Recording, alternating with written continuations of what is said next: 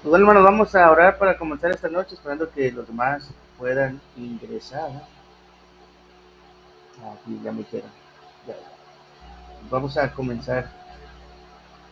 Señor, gracias por darnos la oportunidad de poder estar reunidos nuevamente mediante este medio electrónico a la distancia, Señor, debido a también los diferentes lugares en los que nos encontramos. Te agradecemos, Señor, por la oportunidad que nos brindas para seguir aprendiendo y te rogamos, Dios, que nos guíes a cada uno de nosotros. Que nos esté instruyendo, Señor, y que esto que estamos comenzando a estudiar, estos conceptos, Señor, puedan ser de bendición para nosotros y el ministerio que tú nos has encomendado. Lo pedimos en Cristo Jesús. Amén. Bueno, la semana pasada, antepasada, perdón, estamos hablando brevemente acerca de una introducción a lo que va a ser la clase, ¿no? Tuvimos algunas definiciones de la educación, de la enseñanza, pero específicamente queremos hablar acerca de la educación cristiana, la educación para los creyentes, esta, esta labor tan importante o ministerio tan importante para la iglesia de todos los tiempos y de todos los momentos, que sin duda están marcadas siempre en la escritura. Y hay el texto de la Gran Comisión que por lo regular lo relacionamos con la evangelización, pues sin duda tiene mucho también que ver con la enseñanza. Van de la mano la evangelización y la enseñanza porque no puede haber discípulos si no se les comparte el evangelio y si no se les está enseñando el evangelio a estos verdaderos discípulos. Recuerden, la palabra de Dios dice, por tanto, ir y hacer discípulos a todas las naciones, enseñándoles todas las cosas, bautizándolos en el nombre del Padre, del Hijo y del Espíritu Santo, enseñándoles todas las cosas. ¿Quiere hacer discípulos en el día a día? Tenemos que hacer discípulos en el ejercicio de nuestras actividades, en nuestras labores cotidianas, que realmente ese no es el mandato es hacer. El ir realmente es un indicativo que mientras yo estoy en mis labores, en mis rutinas, ahí esté haciendo discípulos. Y el hacer discípulos necesariamente implica la enseñanza. Por eso la escritura dice, enseñándoles todas las cosas y posteriormente bautizándoles. Bueno, desde esta perspectiva de enseñar, que tiene que ver con la educación cristiana, vamos a ver algunos aspectos importantes que debemos considerar en la educación cristiana. Y comenzaremos con algunos contextos, por así definir los contextos de la educación cristiana. ¿Cómo se desarrolla la educación cristiana? Es lo que nos queremos hacer referencia. ¿En qué medios se está desarrollando la educación cristiana? O tal vez si lo queremos decir, ¿de qué formas se llega a desarrollar la educación cristiana? ¿Cómo es que aprendemos los cristianos? ¿Cómo es que fuimos a una escuela para ser cristianos? ¿De qué manera, bajo qué formas, bajo qué circunstancias? Es a lo que nos referimos, a lo que quiero referirme con estos contextos de la educación cristiana. Y pues estos de la contexto de la educación cristiana son tres: la educación formal, la educación informal y la formación, que es la que vamos a dedicarle más tiempo en esta clase, ¿sí? La educación formal pues es como la que aquí estamos practicando. Y aunque no estamos en un aula, virtualmente estamos aprendiendo, ¿no? De manera formal, porque estamos en un instituto, en un seminario, en el cual hay requisitos, en el cual hay obligaciones, ¿no? Para poder cumplir con métodos, con metas, con este, lo que nosotros tenemos programado. Entonces, la educación formal es aquella que es principalmente las escuelas, las clases, lecciones. Tenemos un maestro, tenemos que cumplir con un currículum, clases que se escriben, clases que debemos de llevar, etcétera, etcétera. La relación maestro-alumno, ¿no? De esta manera, pues, aprendemos algo, ¿no? Como cristianos, tenemos que pensar como cristianos en general, no ahorita como pastores ni como estudiantes, sino el cristiano en general. Puede aprender y aprende mediante la educación formal, el cristianismo, el evangelio y demás, ¿sí? Pero también a través de la educación informal, que esta no se desarrolla en un aula, pero esta educación informal sí tiene una intención. Por ejemplo, vamos a ver a un ejemplo común. Aunque sí hay escuelas de este tipo, la gran mayoría de nosotros no aprendió a manejar un auto en una escuela, ¿verdad? Quienes sabemos manejar, la gran mayoría de nosotros le aprendimos a alguien más, ¿verdad? Nuestro padre, nuestro hermano, algún familiar, algún amigo. de alguien aprendimos a manejar un coche. Y para ello, pues, la mayoría de nosotros no necesitamos ir a una institución. Alguien nos instruyó en ello, alguien nos estuvo dando los pormenores, los detalles respecto a cómo se conduce, respecto a cómo utilizar, cuáles son incluso las reglas de tránsito, etcétera, etcétera, etcétera. Alguien tuvo que decir, nosotros estuvimos observando y después nosotros estuvimos practicando, ¿verdad? Bien, fue intencional esta enseñanza. ¿Cuál era la enseñanza? ¿Cuál era el objetivo de la enseñanza? Aprender a conducir el auto, aprender a conducirla. Bueno, de estas maneras, de estas formas, también se da enseñanza o educación en nuestras iglesias. Y tal vez, hablando como iglesia, no me refiero a la institución iglesia, no me refiero a la iglesia local, sino me refiero entre las personas. No me estoy refiriendo a que estamos, digamos, en la escuela dominical o en el sermón, que bien podríamos decirlo, pareciera que es también una educación informal, pero no me estoy refiriendo a eso, sino más me refiero al tiempo, a lo mejor, en el que mamá con la hija, con los hijos, por ejemplo, le enseñan los quehaceres domésticos. Eso sin duda también es enseñanza, pero cuando hablamos de educación cristiana, respecto a la Biblia, el Evangelio, los valores, el porqué del trabajo, que también sin duda se debe instruir, se debe enseñar a los hijos en eso. Tal vez me estoy refiriendo a un hermano adulto que toma a un joven y le comienza a aconsejar sobre situaciones que él está experimentando en su vida, sobre aspectos en los cuales él está teniendo dudas, y no necesariamente que lo esté agarrando a bibliazo, sino desde su necesidad comienza también a compartir su experiencia y a compartir la verdad bíblica a lo que él está enfrentando. O sea, también aprendemos de esta manera. Y creo que en muchos de los momentos de nuestra vida, mucha de nuestro aprendizaje en el cristianismo ha sido de esta forma, más informal, en prácticas, en conversaciones, en consejos de nuestros hermanos. Pero también aprendemos, digámoslo, somos enseñados en educación cristiana como cristianos en la formación. Y esto es muy importante, muy, muy importante. Y por eso quiero ahorita detenerme un poquito más y vamos a reflexionar sobre esto. ¿Por qué la formación? La formación, por, lo, por el mismo nombre, va, nos va a dar una determinada forma. ¿Qué determinada forma la que se nos va a dar? Con las bases cristianas, digámoslo, pero no todos los cristianos somos iguales. No todos los cristianos somos iguales.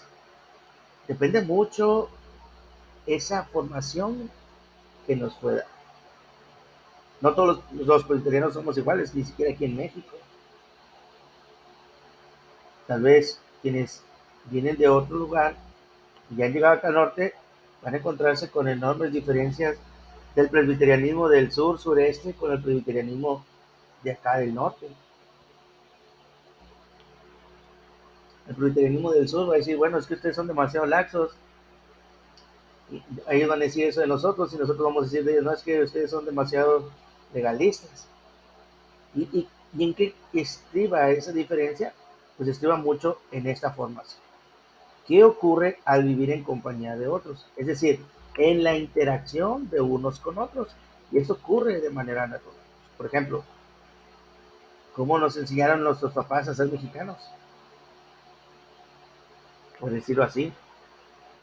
No requerimos de la escuela para sentirnos, digamos, muy mexicanos.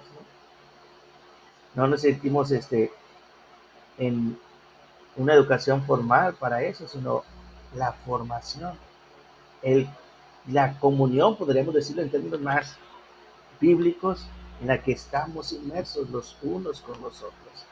Eso es muy importante. Juntos, conociendo, creciendo el Evangelio, juntos, creciendo, como dice el apóstol Pedro, en la gracia y el conocimiento del Señor Jesucristo. Es decir, nuestra vida en comunidad nos va a moldear. Nuestra vida en comunión con nuestros hermanos va a moldearnos también en la forma en que vivimos, en la forma en que practicamos, en la forma en la que disfrutamos nuestro cristianismo. Esto es muy, muy importante, muy importante. Por eso quise detenerme mucho en este tema, porque en la enseñanza, en el aprendizaje del Evangelio es indispensable las relaciones unos con otros. El Señor no nos dejó en la iglesia para que viviéramos apartados, alejados unos de los otros, sino para que vivamos en comunidad para apoyarnos los unos a los otros. Hay innumerables pasajes respecto a eso, desde el apoyar en las necesidades, desde incluso ayudar a nuestro hermano que está en pecado a sacarlo de ahí. ¿Por qué? Porque la iglesia necesita de la comunión con la iglesia. Por tanto, es muy importante todo lo que hacemos, todo lo que decimos, los valores y las acciones que compartimos. Somos formados en los términos de lo que para nuestra iglesia local significa ser cristiano, aunque nunca pensamos en ello porque no es una educación formal. Pero cada que nos estamos reuniendo, digamos de esta manera, reflexionamos en el hecho de cómo vivir conforme a nuestro cristianismo, conforme a nuestra fe, conforme a nuestro ser. Y esto sin duda es algo demasiado importante y muy importante también hoy en nuestros tiempos. Hoy en nuestros tiempos que los jóvenes tienen muchas preguntas, hoy en nuestros tiempos que los jóvenes tienen muchas luchas, que tienen muchas dudas, ¿quién les va a auxiliar? O más bien, no, ¿quién les va a auxiliar? ¿Quién les está ayudando con todas esas problemáticas? ¿Quién les está ayudando con todas esas dudas? ¿Quién les está ayudando con esas luchas internas que ellos están teniendo ante esta nueva ola de tantas circunstancias que ellos están enfrentando y que pues por ser creyentes y están luchando con su fe, pues a ellos se les considera retrógradas, anormales, sobre todo con esta cuestión del género que tanto abrumadoramente está pues abarcando cada vez más áreas de nuestra vida, de nuestro mundo. ¿Quién les está ayudando a nuestros chicos con ello? ¿Quién les está ayudando a nuestros chicos a formar su identidad, a nuestros adolescentes? Bueno, una respuesta debe ser que quien les está ayudando es la iglesia, porque la iglesia está formando a ese creyente, porque la iglesia junto con él está aprendiendo, porque la iglesia junto con él está creciendo, porque la iglesia junto con él sigue, sigue y sigue siendo dirigida por la obra del Señor Jesucristo, por la obra del Señor Jesucristo. Por tanto, necesitamos de esos tres contextos de los que estaba hablando. ¿Qué es la formación? Entonces podríamos decir, el ejercicio que me voy a tener un poquito. ¿Qué es la formación? ¿O cómo podríamos definir la formación? Bueno, la formación es entonces este proceso intencional de edificación de los niños, particularmente porque somos más pequeños, pero realmente debe hacerte el discípulo, por eso yo lo puse entre comillas, entre paréntesis, porque discípulos no solamente son, no solamente la formación es para niños, adolescentes, jóvenes, adultos mayores, para toda clase de personas. Y este proceso intencional de edificación se da dentro de la comunidad de fe cristiana, de asimilación de adultos que están entrando en la comunidad de la fe cristiana por primera vez. Entonces, bien intencionado este proceso. Es un proceso intencional y como es un proceso, pues los avances no son, digámoslo, de manera igualitaria o en las mismas formas o en los mismos grados como nosotros quisiéramos. ¿De qué depende? De muchos aspectos, especialmente de la propia persona, de su madurez, de su crecimiento. No podemos definir que simplemente con culminar unas ciertas clases entonces ya es un discípulo maduro y entonces ya debemos de olvidarnos de él. Hablo sobre todo en el contexto nuestro cuando estamos preparando a nuestros hermanos, digamos, recién convertidos para su bautismo. Tal vez en muchos momentos cometemos el error de decir, bueno, vamos a llevar este curso de catecúmenos, estos 6 meses, y entonces ya está preparado el hermano, ya es maduro, lo bautizamos y demás. Ya lo dejamos a un lado. Más bien, es la introducción al cristianismo lo que le estamos dando al hermano y apenas va a comenzar el trabajo con ellos. Porque este proceso de formación intencional no solamente es conocimiento, sino es también ver el cambio en la actitud y en el corazón de nuestros hermanos y el cambio que nosotros también estamos al estar en esa constante comunión con ellos y en ese constante, pues, sin duda, proceso de enseñanza-aprendizaje, también nosotros somos transformados. Esa constante compañía, esa comunión, sin duda va a ayudarnos a seguir creciendo en el Evangelio. ¿Y cómo se llega esta formación? ¿Cómo es que se da esta formación? Hay algunos aspectos, permítame que aquí se le ocurrió pasar al camión de la basura.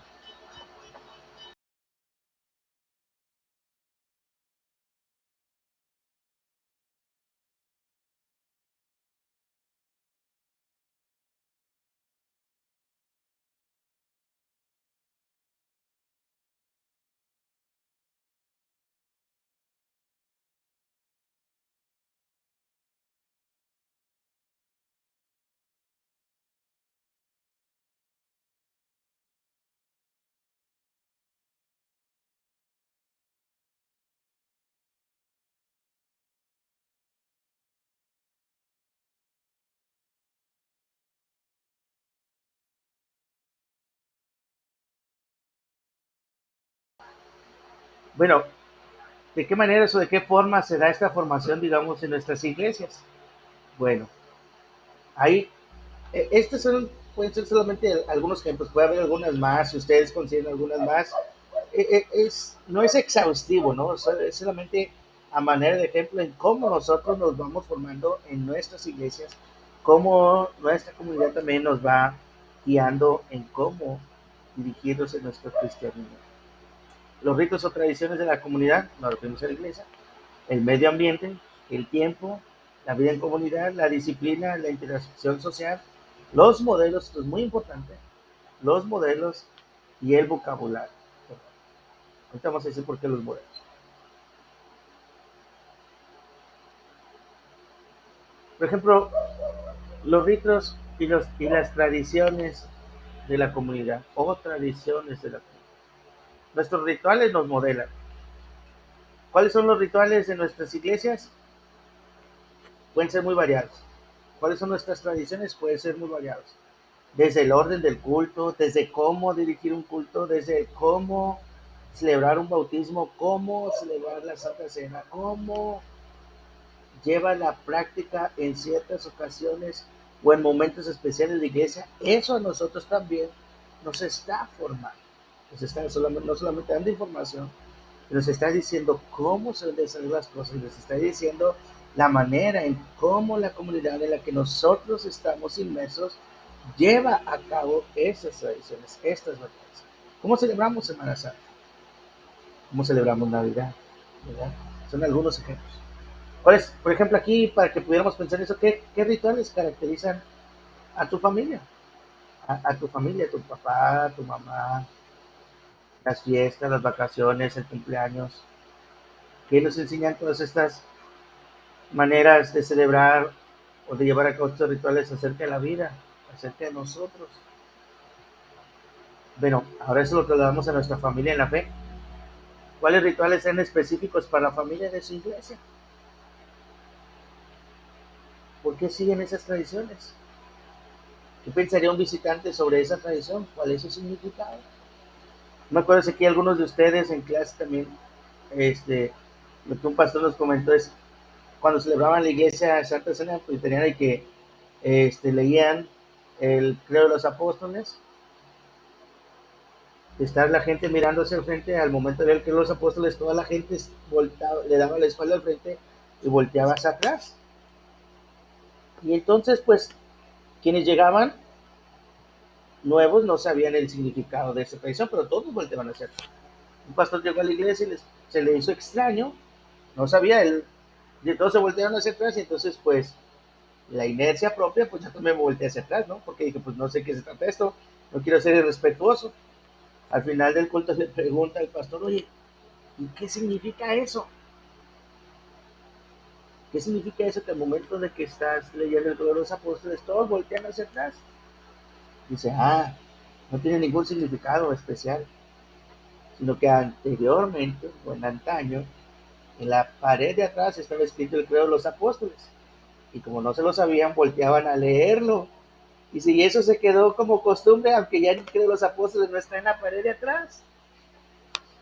Entonces, ¿qué le fueron enseñando a esa gente, verdad? O sea, cuando se lee el Credo de los Apóstoles hay que voltear hacia la puerta de entrada, pero ¿por qué razón? Pues no había ninguna razón específica. Bueno, estas prácticas o culturalmente nuestros ritos o nuestras tradiciones nos dicen algo de nuestra comunidad, nos dicen algo de nuestra iglesia y de nuestro cristianismo. Y ese algo, pues sin duda también va a informarle algo a una persona nueva que llega a nuestra iglesia. Por eso nuestras tradiciones también nos están formando. De alguna otra manera nos siguen formando, nos continúan formando. ¿Cómo se celebra el bautismo en la iglesia local? ¿Cuál es la razón de practicarlo además de lo que dice la Biblia, de traer a un nuevo creyente y demás? Por ejemplo,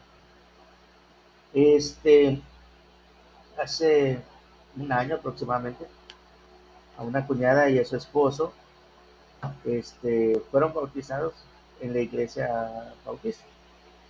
Gracias a Dios rescató a mis familiares. Y pues, no sé si es una práctica común de nuestros hermanos en esta iglesia, al parecer sí, pero cada que hay bautismo, ellos no están en el templo. Ellos, en verano sobre todo, ellos hacen un convivio en un lugar, una quinta o un lugar donde se puede toda la iglesia. Ahí bautizan a los hermanos y el resto del día es, digamos, una fiesta por el bautismo de los hermanos. Toda la iglesia se va. Digo, algunos podrán parecer bien, algunos podrán parecer mal, pero esa tradición está diciendo algo. ¿Qué es lo que les quiere decir? Pues hay que preguntarle a su pastor, pero él debe tener muy en claro qué es lo que quiere enseñar, quiere practicar con esto, ¿verdad? Entonces, no solamente es, sí, vamos a celebrar el bautismo, pero ¿por qué se practica el bautismo? ¿Cuál es la razón de ser algo extra? O en los matrimonios, ¿qué acerca del matrimonio? Cuando hay una boda o cuando hay un divorcio, sin duda también cuál es la tradición de la iglesia. Hay iglesias en Chiapas, porque me lo contaron de viva voz, que por el simple hecho de divorciarte, estás excomulgado de la iglesia. Obvio, muy bien.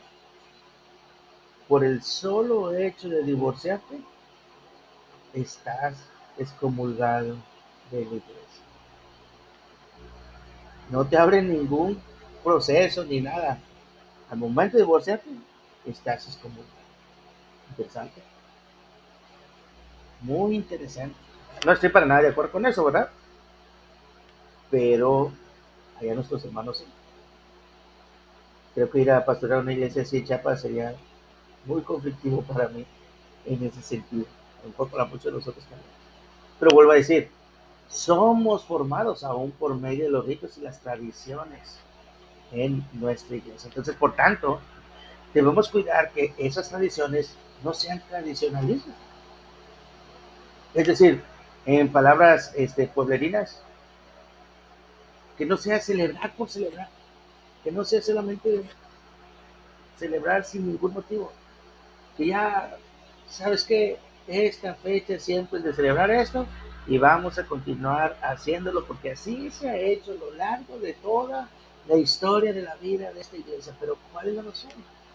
¿Cuál es el sentido? ¿Qué es lo que pretendemos enseñar? ¿Cómo pretendemos formar a nuestra iglesia a través de esta celebración? No estoy diciendo que celebraciones no puedan perpetuarse, pueden perpetuarse,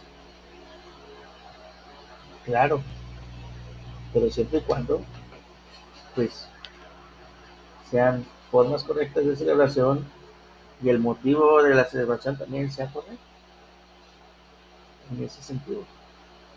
Por ejemplo, ahorita vamos a ver algo de ello. Si una iglesia no celebra Semana Santa, ¿qué piensan ustedes de ellos? Que una iglesia no celebre Semana Santa, ¿qué pueden decir de ellos? A ver, quiero escuchar.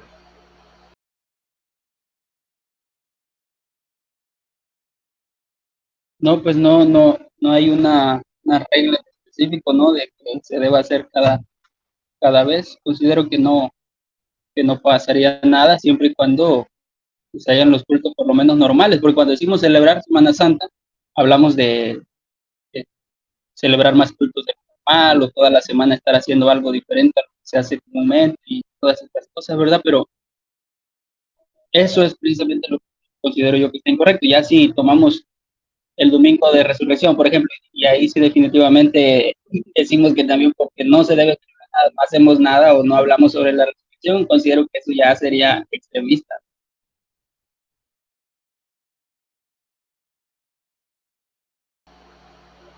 Interesante, ¿verdad? La Biblia no marca un mandamiento ni demás. Pero yo sé de iglesias que no la celebran. Y la primera, y no, no son presbiterianas realmente. Pero el primer comentario que escucho de ellas es de que, esta iglesia alejada de la verdad, esta iglesia, ¿qué es lo que está predicando? Bueno, sus razones ha de tener, ¿verdad? En ese sentido. No, no lo comparto, pero pues sus razones ha de tener para nosotros. Entonces, ese tipo de cosas pues también van van formando a la iglesia. ¿Cómo la están formando? ¿Cómo la estamos formando? Aún en la celebración que estoy diciendo, la Semana Santa es una tradición que para mí, o sea, debemos continuar. Que ya no es posible celebrarlo de domingo a domingo, pues obviamente, pues algunos otros también nos están diciendo, hombre, que pecadores, ya no les interesa, que eso, hermano, pero es que las familias llegan a su casa a las 9 10 de la noche, muchos. ¿Cómo puedo celebrar Semana Santa de lunes, de domingo a domingo? Son complicaciones, ¿verdad? Entonces hay que buscar las maneras y las formas, pero recuerden, las tradiciones también nos están formando, nos están formando. El segundo era el medio ambiente, y no me refiero a la naturaleza, no nos referimos, perdón, a la naturaleza, no, sino al ambiente en el cual nosotros nos estamos desenvolviendo en nuestras reuniones. El clima emocional. ¿Has estado en algún lugar que te pareció frío? Es decir, ¿has llegado en una iglesia en el que ni siquiera te saludaron? ¿En el que llegaste y así como llegaste te fuiste? ¿En el que pasaste totalmente desapercibido por los hermanos? ¿Alguno de ustedes ha estado en un lugar así? Si así no ha estado, ¿cuál fue su experiencia? Cuéntenosla. Desahóguense,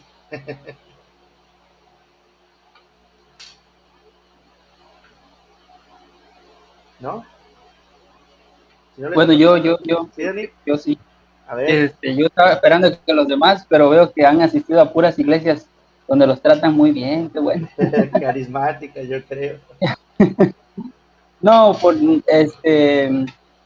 no vamos a decir nombres, ¿verdad? Pero he entrado a Claro. iglesias donde se entiende que la gente tal vez que va es gente que tiene sus recursos, gracias a Dios, pero sí se siente raro que no te saluden. Digo, yo nunca, yo soy de la idea de no tomar las cosas así. Mi esposa es diferente, ¿verdad? Obviamente, como dama, piensa diferente a mí y ella siente ese acto diferente a como yo lo entiendo. Yo trato siempre de tomarlo por el lado bueno, pero sí se siente raro que no quieran saludar. Bueno, así se siente, que no quieren saludar. Yo trato de pensar que es que pues tienen prisa o cosas así por el estilo, ¿verdad?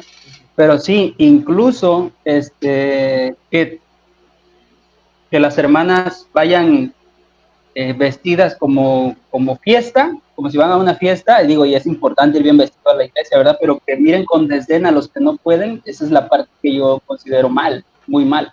Entonces, esos aspectos sí me han tocado en alguna iglesia. ¿Y te dieron ganas de regresar? No, pues me invitan a predicar a veces. Vas obligado. No, sí, hemos tenido experiencias y se siente muy frustrante porque estás en la comunidad de creyentes, en la familia de la fe y que ni siquiera te saluden. Es como que te digan, tú no perteneces al reino de Dios. Es muy frustrante, es muy horrible pasar esas experiencias. Entonces, cuando uno las ha vivido, lo que menos quiere, lo que menos desea, y no porque las hayas vivido, sino nunca debiera ser así, es que eso sucede en el lugar en el que tú te reúnes. Lo que menos deseas es que una persona, un joven, un niño, un hermano, quienes quiera que sean, se vaya y diga, no me pelaron, el término coloquial acá, es decir, ni siquiera se dieron cuenta que aquí estaba, no tengo intención de regresar. Muchas veces se dicen que esa primera opinión va a contar mucho para ellos, esa primera perspectiva. Entonces, cuando hablamos de clima emocional, nos queremos referir a eso. ¿Cómo es la iglesia entre ellas? Hay unos que son muy fríos, hay otros que son muy amables, que son muy alegres. Algo que sí yo puedo decir de nuestros hermanos pentecostales, porque he estado con muchos de ellos, en algunas iglesias con ellos, es que sí son de esos joviosos, joviales que te reciben como si se hubieran conocido de siempre, como que siempre hubieras estado con ellos y tú dices, esto le falta mucho a mi iglesia y tratamos de trabajar para ellos. Entonces, ¿cuál es el clima emocional que siente la gente cuando llegan a tu iglesia? Y en cierta forma eso va a depender mucho de nosotros quienes estamos en el liderazgo. Si nosotros somos fríos, apáticos con la gente, pues la iglesia también va a ser así. Pero no quiere decir que necesariamente así vaya a acontecer. No pudiera que nosotros no seamos apáticos ni fríos, pero que la iglesia ya por toda su tradición que tiene, pues sea así. Esa iglesia que dices, nunca más voy a regresar, es muy importante, porque eso también nos está formando. Porque en cierta forma le queremos decirle a quien está ahí, aquí llegamos por ciertas razones, por ciertas causas. No cualquiera puede pertenecer, ¿no?, a nuestro grupo o a nuestra familia. Y eso, imagínense, cuando le digas a un joven, invita a tus amigos, los querrá invitar. A los niños, invita a sus amigos, los querrá invitar. Muy probablemente no. Pero también cuando hablamos del clima emocional, o perdón, del medio ambiente, también estamos hablando del espacio físico, del templo, de los salones. ¿Qué dice? ¿Cómo tenemos arreglado, acomodado en nuestras instalaciones todo lo que tenemos acomodado sobre nuestra filosofía de la educación? Esto al estarlo leyendo y repasando, pues me pegó también, digo, a veces, a veces, no pensamos esto, damos poca importancia a esto, pero aún el que nuestros chicos, nuestros hermanos estén en un lugar lo más cómodo posible, Y no me refiero a que tengan todas las comodidades de clima y todo eso. No me estoy refiriendo a eso, ni todos los avances tecnológicos, porque no puede ser. Hay iglesias tan humildes que no lo pueden tener, pero sí el que tengamos dentro de nuestras limitaciones la mejor de las comodidades y lo mejor de los recursos a nuestro alcance, también va a decir mucho de nosotros, de la importancia que le estamos dando a la formación de los niños, de los adolescentes, de los jóvenes, de los adultos. ¿Qué tan preparado estoy, no solamente en mi estudio, sino en los recursos que yo voy a utilizar para cosas? Puedo decir, así mero, no importa nada. No, pues voy a buscar lo mejor de lo que tengo a mi alcance para seguir instruyendo a tales personas. Eso también es importante, importante. Si el cuarto más pequeñito que tengas, es decir, qué cosas mínimas necesarias necesito. Ah, pues necesito una buena iluminación, ¿verdad? Un lugar bien iluminado. Si no tengo un lugar bien iluminado, habrá niños que ni siquiera van a poder leer, o habrá adultos que ni siquiera van a poder leer. Ah, acá en el norte está el calorón. Bueno, pues necesito que ese lugar, aparte esté bien iluminado, tenga corrientes de viento, ¿no? Una ventana, una puerta abierta para sofocar o mitigar el calor, un ventilador. Ah, si tengo la bendición del clima, pues excelente, ¿verdad? Y cosas por el estilo también van a ayudarnos en la formación de todos y cada uno de nosotros. Interesante, muy interesante.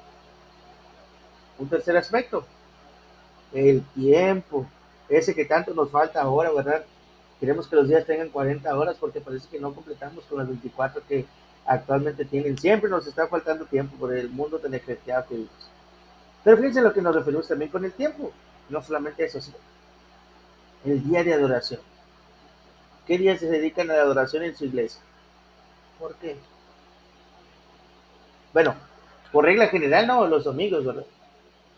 Pero ¿por qué los domingos? Por ejemplo, alguien en alguna ocasión me preguntó, oye, pastor, pero ¿por qué los domingos? Si no hay un mandato para celebrar los domingos. Pues si el mandato es celebrar el Día del Señor, pues tendría que ser en sábado. A los niños, ¿por qué saben que nos reunimos los domingos? Y si les pregunto a la gran mayoría, tal vez van a decir, es que es el día que nuestros papás nos traen a la iglesia. Pero con exactitud no tienen idea del por qué el domingo, ¿verdad? ¿Por qué decimos que es el domingo? Bueno, por recordar la resurrección de Cristo. Y ahí hay mucho que decirles a nuestros hermanos de eso, ¿no? Por recordar la venida del Espíritu Santo. Y ahí también hay mucho que decirle a nuestros hermanos. Por la primera predicación pública de los apóstoles y también ahí hay mucho que decirle. Y ahí podríamos ir, etcétera, etcétera, etcétera, ¿verdad? En ese sentido. ¿Qué sucede? En el tiempo también es eso. Pero no solamente es la cuestión del domingo, sino ¿qué otros días en nuestras iglesias se adora al Señor en comunidad? Porque se adoramos al Señor todos los días, ¿verdad?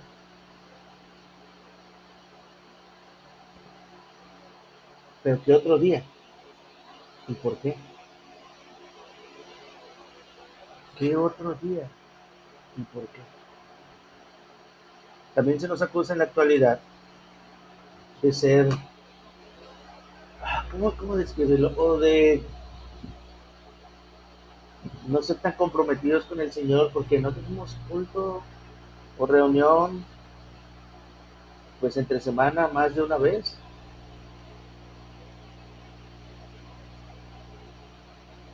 Pero en la comunidad en la que vivimos, ¿eso es posible? Yo recuerdo de niño, que teníamos martes, miércoles, viernes, sábado y domingo. Pero vivía en un pueblito, ¿no? no tan ajetreado. Pero imagínense que aquí en la ciudad, o en cualquier ciudad, cualquiera que sea, tengamos reuniones todos estos días, ¿quiénes vamos a estar? Si con una reunión entre semana, pues estamos un pequeñito grupo, ¿verdad? Bueno,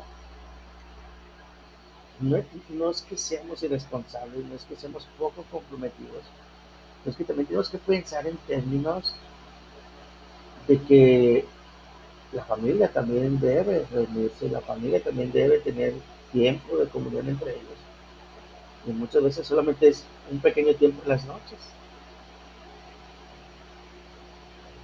Porque en nuestras iglesias acá en el norte, presbiterianas, sobre todo, ya lo veo de otras también denominaciones, no tienen culto los domingos en la tarde ya. ¿A qué se debe?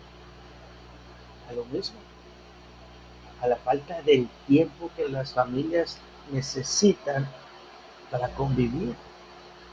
Si mamá y papá trabajan de lunes a sábado, ¿cuál tiempo tienen para convivir con los hijos, las compras de la semana, de la quincena?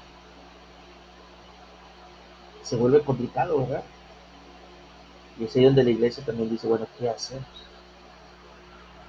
Otro aspecto del tiempo es el calendario cristiano, algo que le decimos ahorita en Semana Santa. Las tradiciones cristianas que comienzan con el nacimiento de Cristo, el Adviento, sobre todo, ¿no? La Navidad, la Semana Santa que culmina con la resurrección y el domingo de Pentecostés, este calendario litúrgico cristiano, pues también son parte de este tiempo que nos está formando. ¿Por qué celebramos Navidad? ¿Cómo la celebramos? Cada quien la celebra distinto. No todos tenemos el mismo modelo de celebración de Navidad. Todos tenemos una manera distinta. Aún la celebración de la Semana Santa, quienes la celebramos, tenemos diferentes maneras de hacer. Por ejemplo, tradicionalmente quien celebra la Semana Santa, ¿tiene Santa Cena cuándo? El jueves. Particularmente yo la tengo el viernes. Cada quien tenemos nuestras razones. Quien la tiene el jueves es que ahí se instituyó la Cena del Señor. Correctísimo. Y yo digo, sí, estoy de acuerdo con él. Pero también el viernes fue cuando Cristo derramó su sangre por nosotros. La Santa Cena significa el sacrificio de Cristo.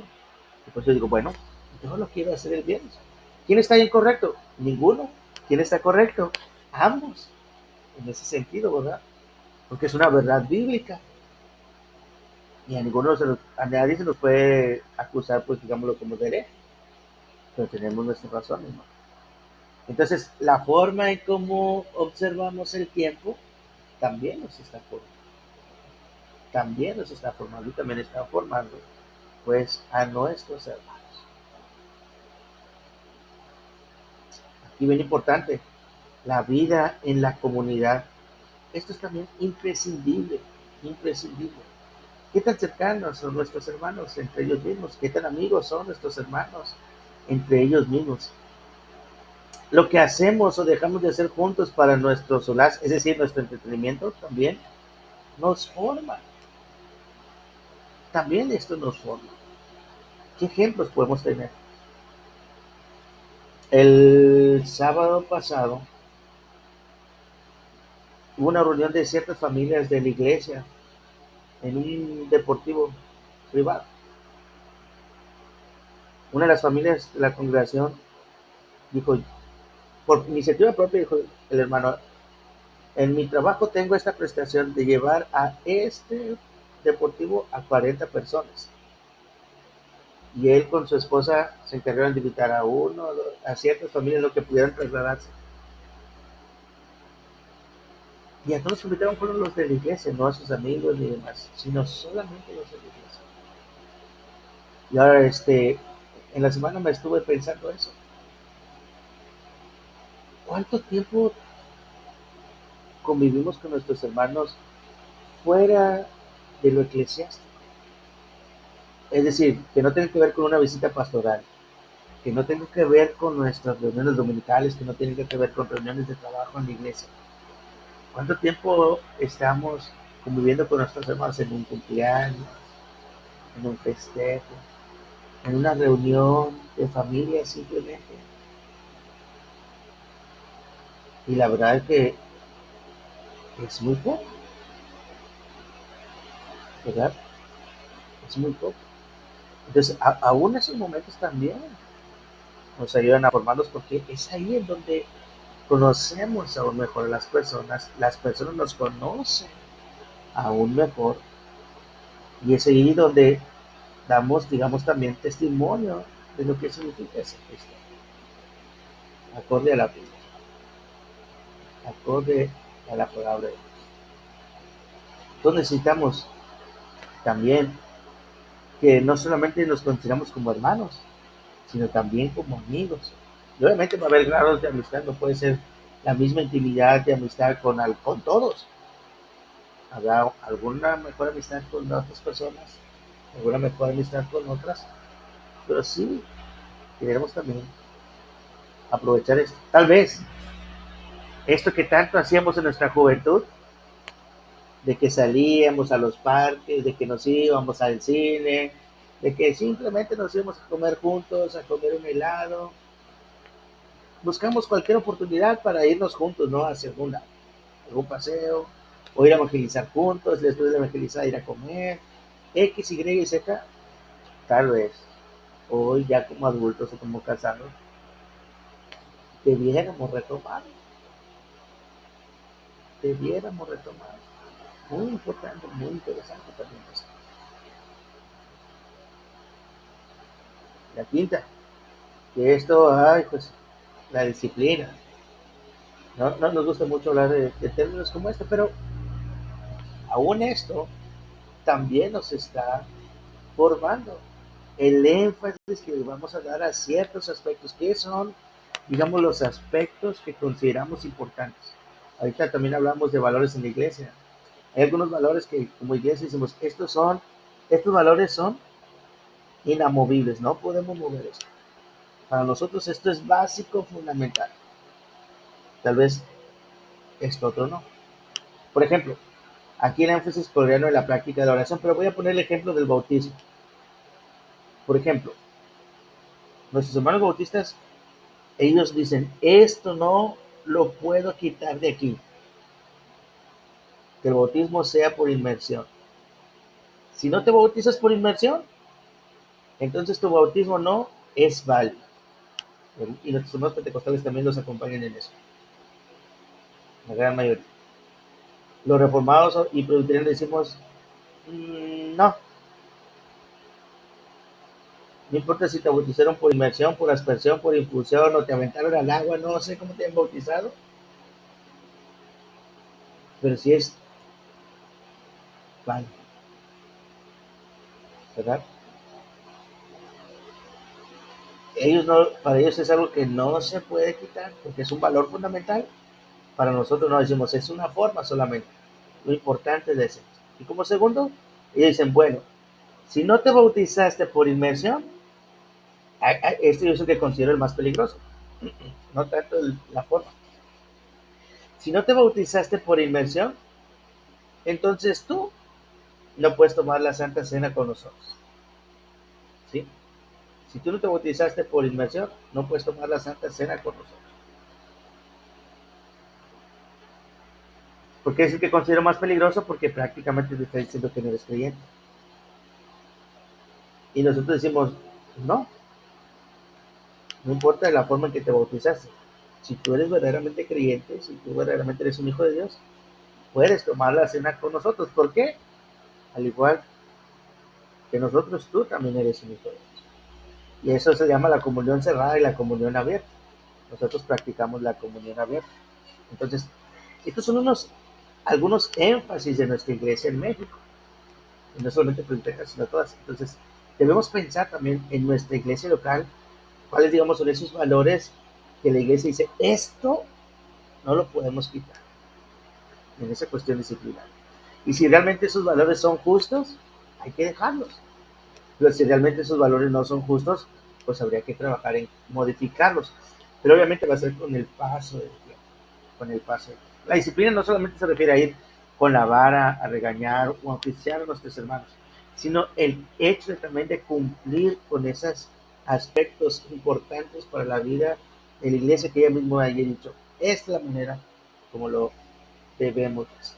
Pero ojo, si esa manera es contraria a la Biblia, pues entonces no debemos continuar haciéndolo, ¿verdad?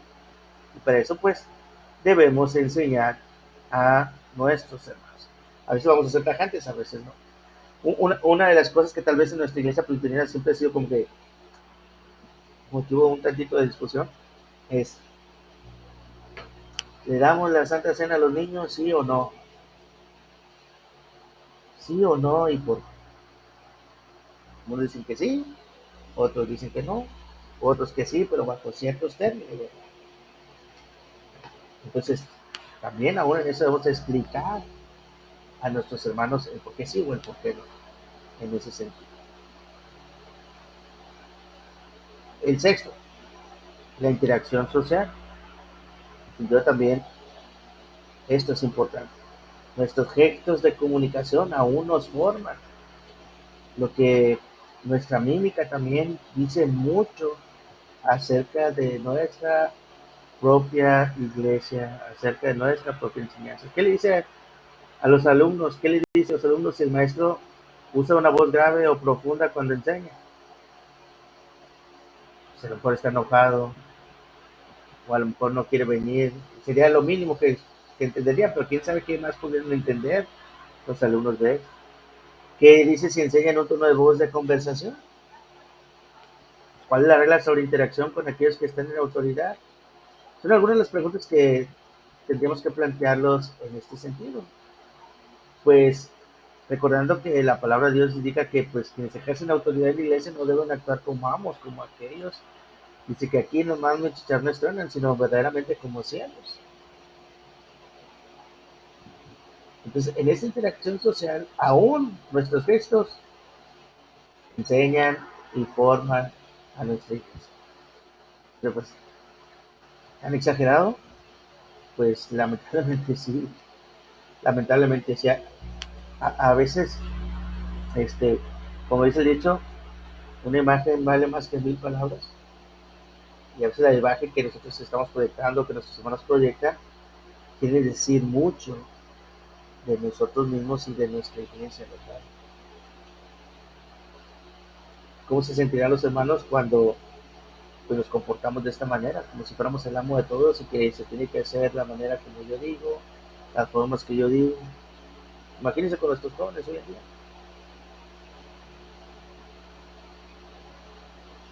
Pues, que les decimos la generación de cristal, ¿no? Qué situación tan difícil. Y bueno, eso los continúa formando.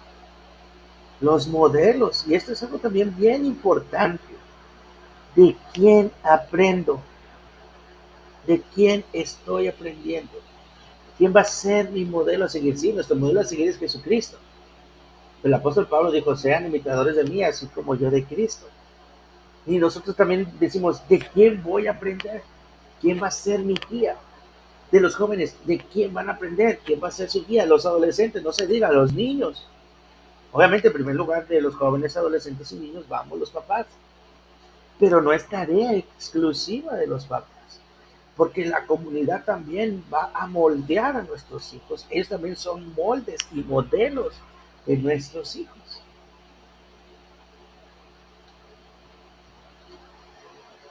Para entenderlo un poquito, pues, ¿quiénes son los héroes de nuestros hijos? ¿A quienes admiran? ¿A quienes tratan de imitar? Y esto es algo que con redes sociales, con internet, ha sido un boom en el sentido de que nuestros hijos, entre sus héroes o a quienes admiran y tratan de imitar, son a personas de las cuales no conocen nada, sino solamente lo que ven en una pantalla. Esos youtubers, estos influencers que realmente no conocen su vida, pero son su modelo a seguir. Yo quiero ser como. En una encuesta que le realizaron a jóvenes sobre su futuro, decían, ¿qué quieres ser de adulto? En los Estados Unidos, la mayoría de personas dijeron piloto de aviones. ¿Saben qué contestaron en México? ¿No? youtuber. La gran mayoría dijo que quería ser youtuber. ¿Se imaginan? No por nada la diferencia, ¿no? En muchos aspectos entre estadounidenses y mexicanos. Bueno, en nuestra iglesia debe haber o debemos haber hermanos y hermanas que nuestros niños, que nuestros adolescentes y nuestros jóvenes digan, yo quiero ser como ellos. Que cada uno de nuestros niños, jóvenes, adolescentes y aún adultos tengan la suficiente confianza para acercarse con nosotros y exponer sus situaciones.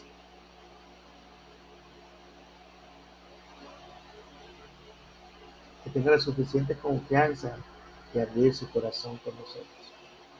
Porque alguien lo está haciendo. Alguien lo está haciendo.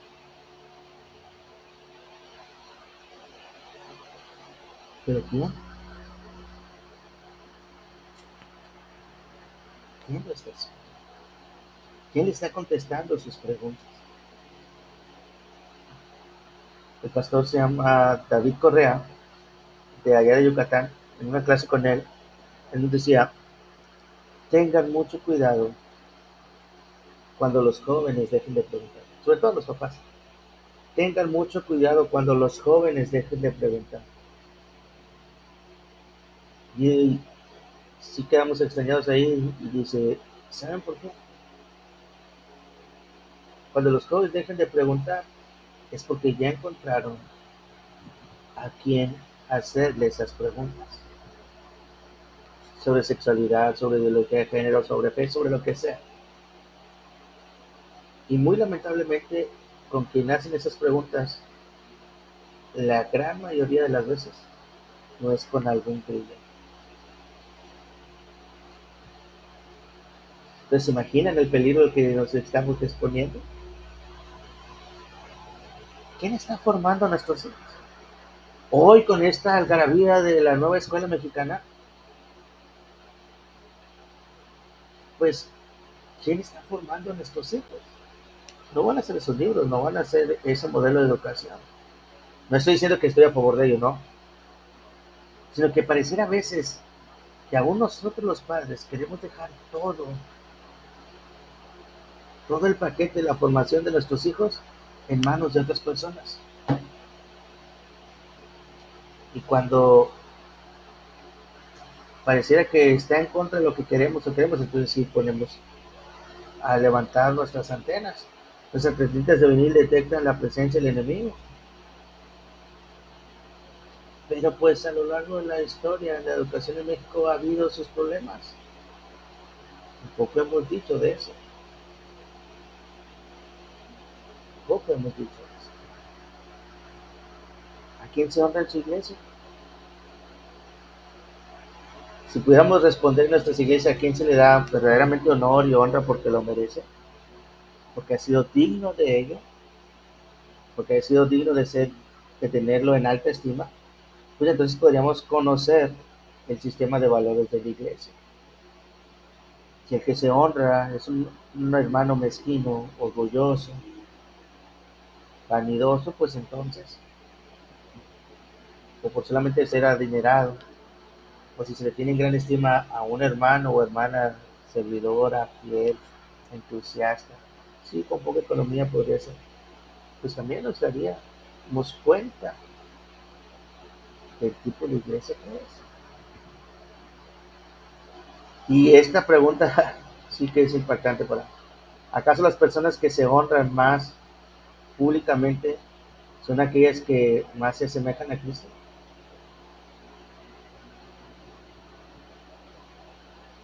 Pregunta para análisis y respuesta no personal, sino comunitaria en nuestras iglesias. A veces no, ¿verdad? Esta respuesta a esta pregunta va a ser en ocasiones, ¿no? Inclusive interesante, formamos a través de modelos.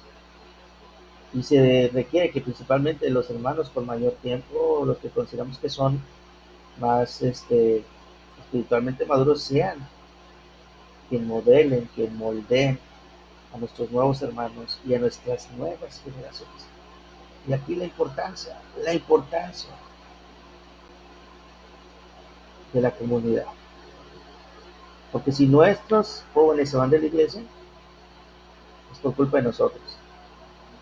Porque nosotros no hemos sido ese modelo y porque nosotros no nos hemos interesado en sus necesidades, en sus vidas, en sus quejas ni en sus luchas, como ya anteriormente se les he dicho.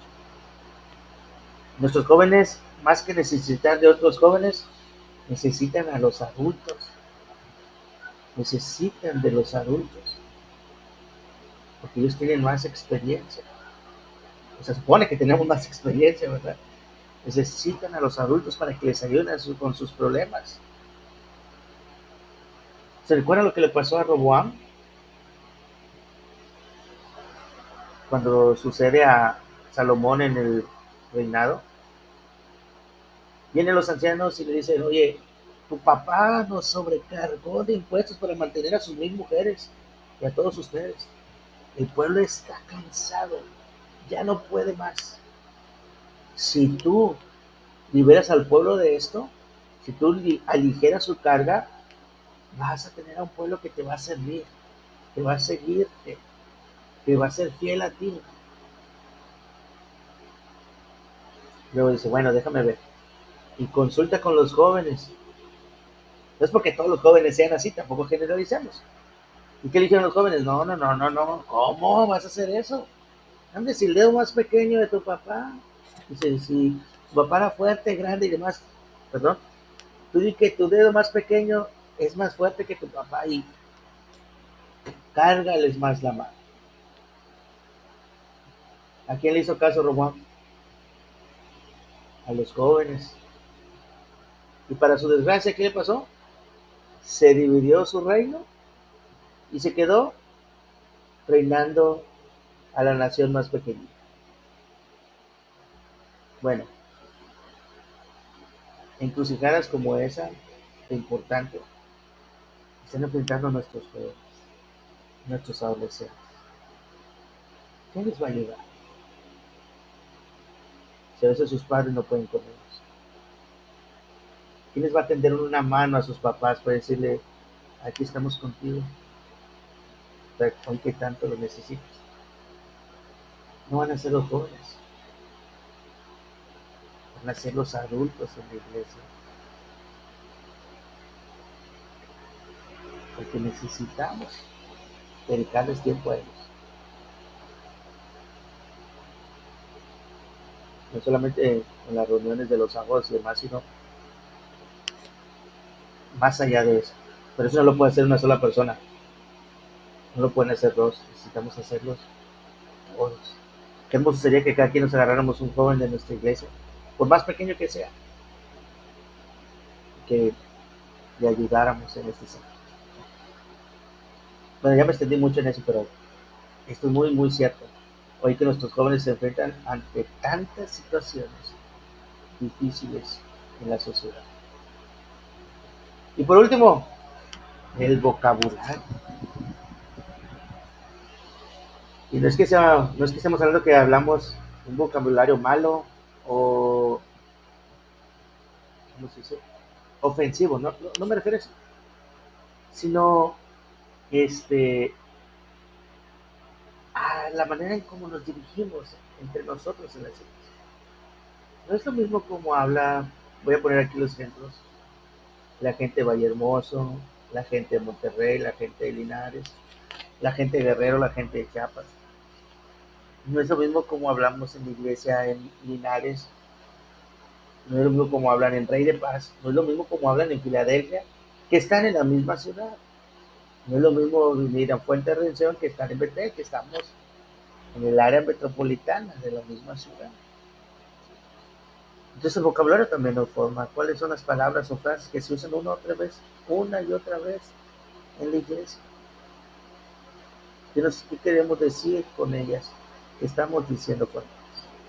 También, ¿cuáles palabras son las que ha oído repetidamente en sus clases en esta clase sobre la educación cristiana?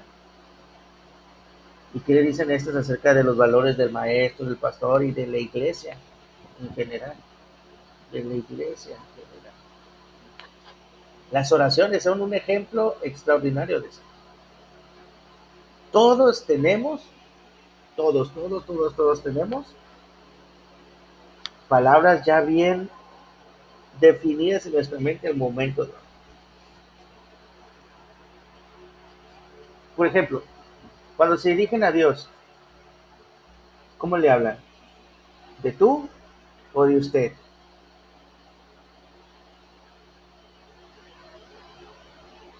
Eso es algo interesante.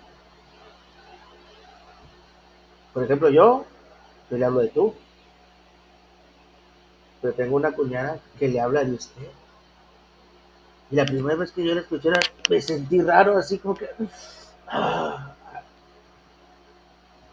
pero es la manera como ella se expresa de manera confiada con el Señor.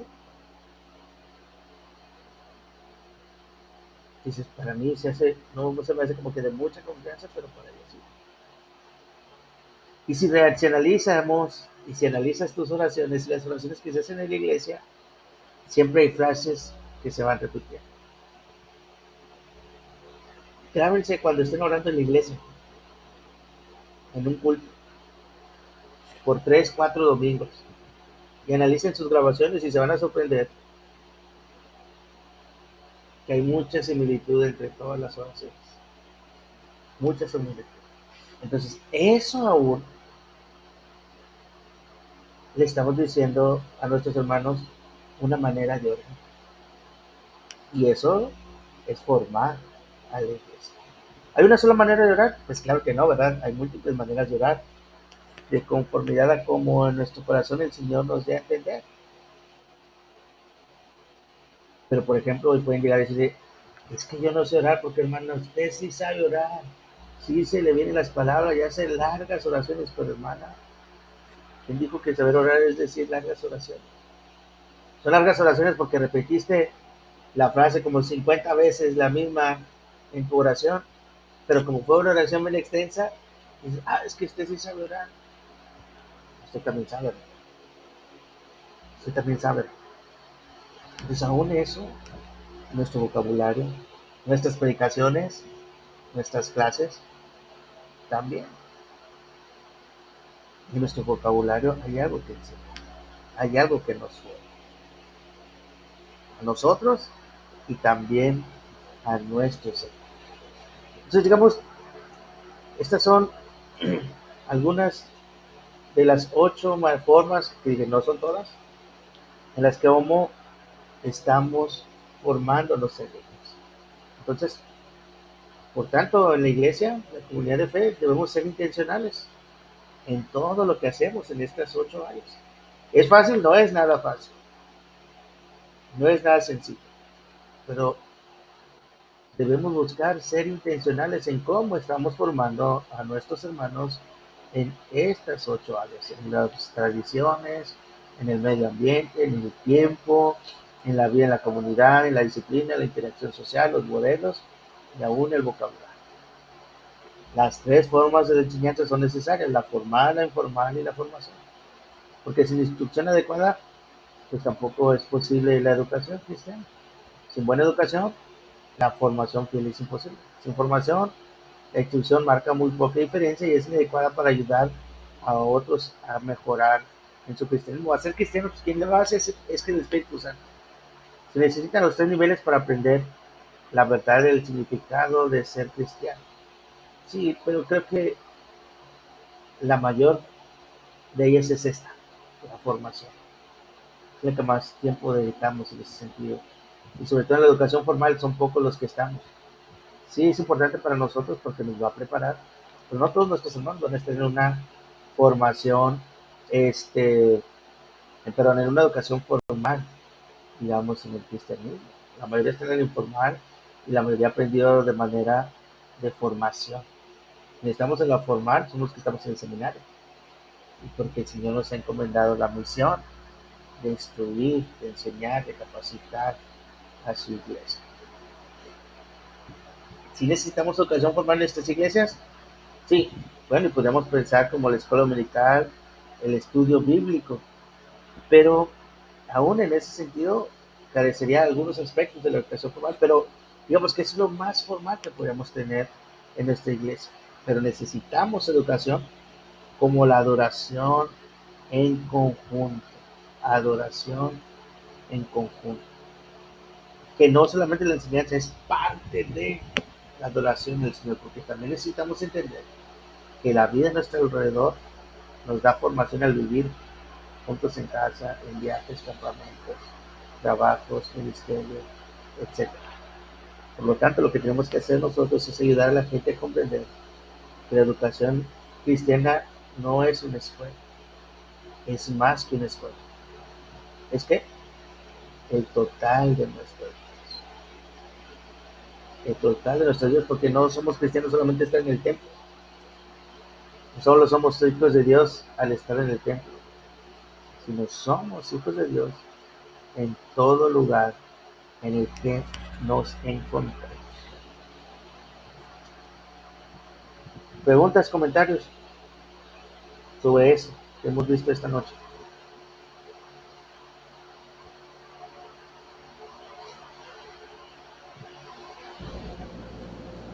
No, pues preguntas, pues podríamos decir que por ahora no, pero sí, de verdad es fue muy claro. Pues sí, tiene mucha razón lo que había comentado apenas en todos estos puntos y que de alguna manera muchas veces pasamos por alto cada uno de ellos, pero que de verdad, pues sí, habla mucho en nuestra filosofía, en nuestra perspectiva de cómo vemos las cosas, todo esto.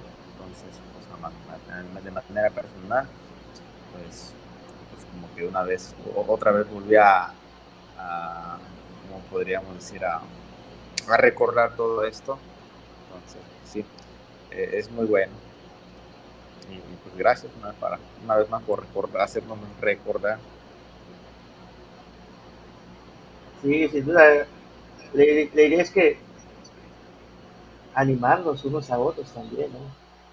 A veces, sí, y si hablamos de esta cuestión de la iglesia, la vida en comunidad, pues también tenemos que ser honestos que en muchas ocasiones nosotros somos los más solitarios. No tenemos con quién acudir para explicar nuestras penas, nuestros llantos, nuestros dolores. Y esto también nos recuerda eso, que necesitamos de nuestra iglesia. Por eso, si tal vez no hay alguien cercano con el que podamos tener esto, busquemos en nuestra iglesia, en donde estamos sirviendo a un hermano maduro, a un hermano sensible, con el cual podamos platicar esto. Sí, porque también nosotros somos del rebaño, nosotros también somos ovejas y también necesitamos de las demás ovejas, muchas más veces de lo que ellos creen, ¿verdad? Parece que creen que nosotros somos de hierro o el Superman y pues no, realmente no es cierto.